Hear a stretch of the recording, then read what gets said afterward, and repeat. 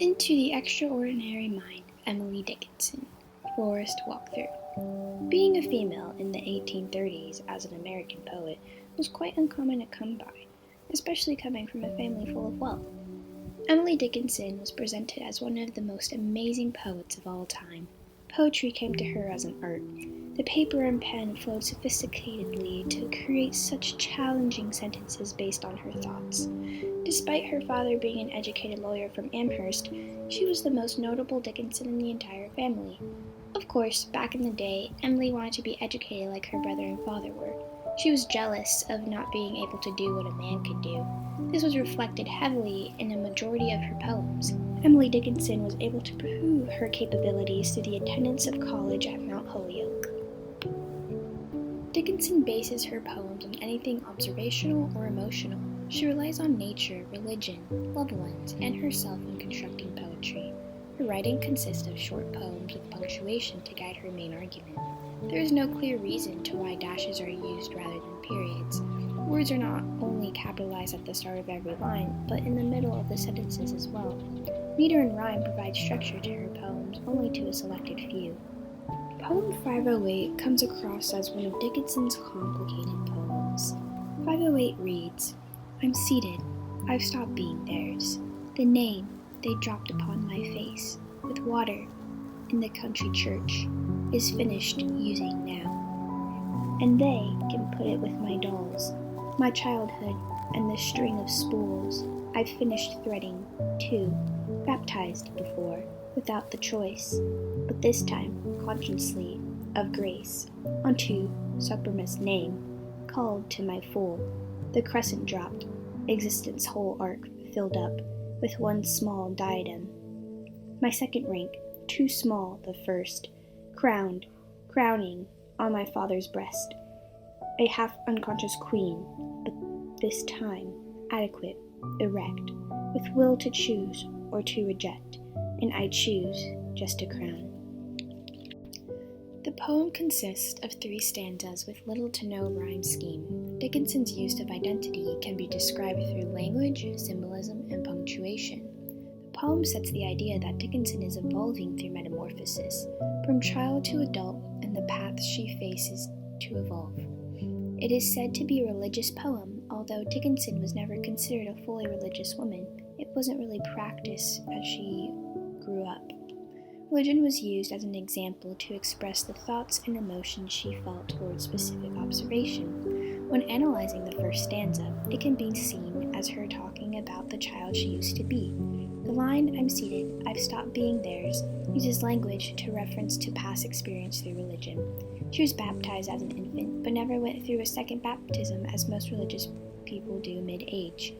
Due to her not following religion throughout the rest of her life, the line baptized before, without the choice, provides insight that she disliked the forceful pressure of being brought into religion at such a young age. Each line from the first stanza helps support what comes in the next 2 stanzas. The name they dropped upon my face expressed Dickinson's confusion to her own identity. This thought gives the idea that she does not want to be what her family had expected her to be. The water symbolizes rebirth and purity that a young child should experience. The pure soul that has entered the body during baptism should never leave unless baptized again to regain full purity from when you were a child. Dickinson tends to capitalize words in her lines that are not regularly capitalized. The word they is one of the consistent words that will remain with a capital first letter. It gives off the impression that she is emphasizing they to be her family who gave too many expectations for what she really was. And they can put it with my dolls, my childhood, and the string of spools I finished threading too, provides more examples on how they continues to be focused throughout the rest of her childhood. The dolls are referred to something that she possibly never wanted to play with. Dickinson was a different kind of woman who wanted nothing but to do what a man can do. Dolls were not her source of happiness or play compared to what her sister would enjoy. Her childhood has now finished in confusion, constantly held back by the responsibilities of a young girl. There is availability to start unraveling what she can do. Throughout the 3rd stanza, Dickinson is evolving into her final adult stage as a woman. Her father was one of the most well-known Dickinsons back in the 1800s. She is the only sibling to take the legacy crown in her family. Crowned, growing on my father's breast, provides the crown is finally being able to fit her after years of it being too small. She's now conscious of her own thoughts and where she is placed in her life. The crown symbolizes her hierarchy in the family line. The constant use of dashes represents the transition from purity into limited existence. It will take time to achieve the level of identity she would like to become, for she is a simple woman. A crown is all she would need.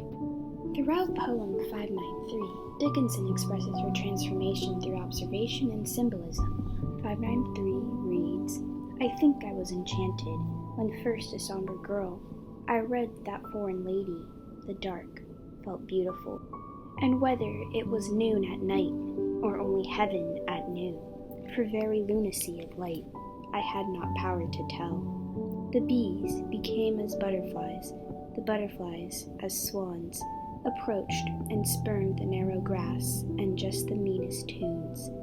That nature murmured to herself, to keep herself in cheer, I took for giants practicing Titanic opera.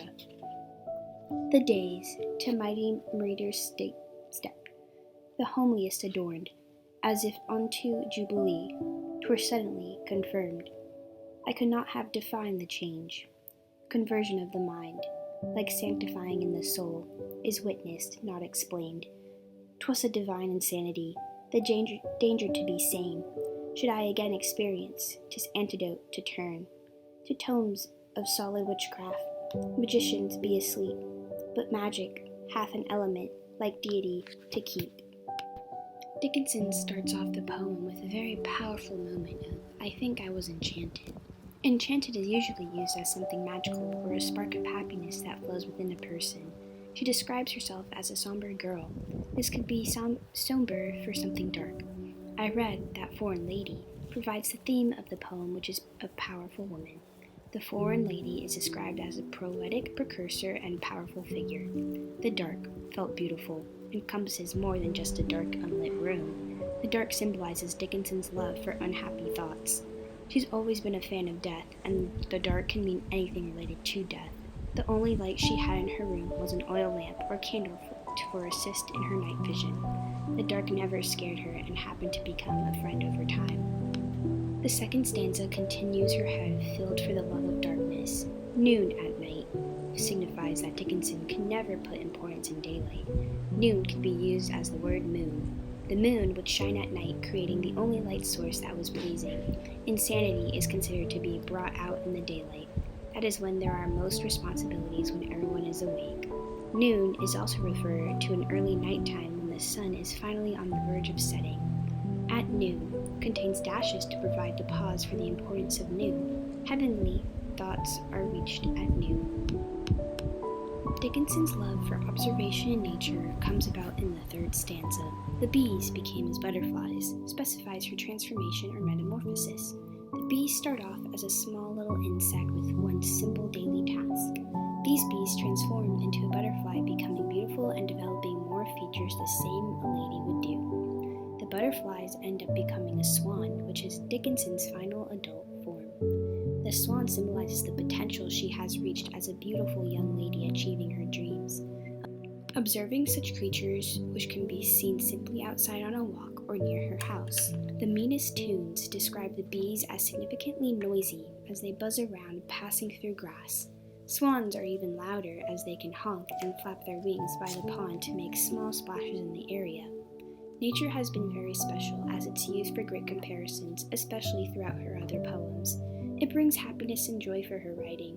Tune contains a small period at the end of the line to provide that the thought has completed and transitioning into a brand new thought. A metaphor can be noticed when she compares giants practicing to Titanic opera. She's attending an orchestra that will be incredibly time-consuming and large enough to be a very important event. Dickinson is represented as fancy and dressed neatly for such upcoming events in her womanhood. Homeliness represents Dickinson's comfort and happiness in her own room within her home. The Jubilee can be seen as a sudden festivity happening in her home, a festivity that is changing the life of others' freedom. Freedom for those people around her who have been suffering.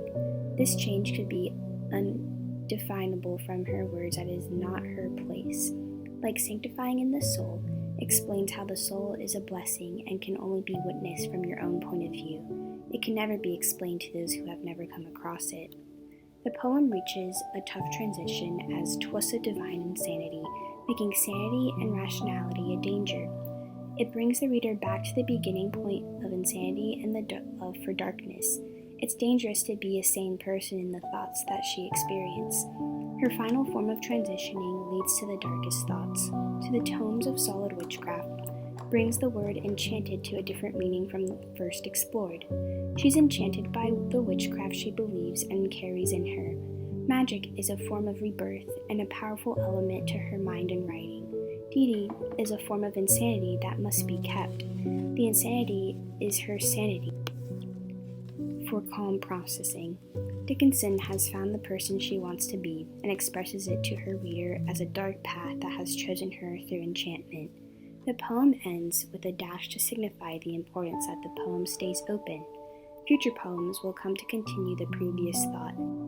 The dark mind will expand into further investigation of Dickinson's life's work.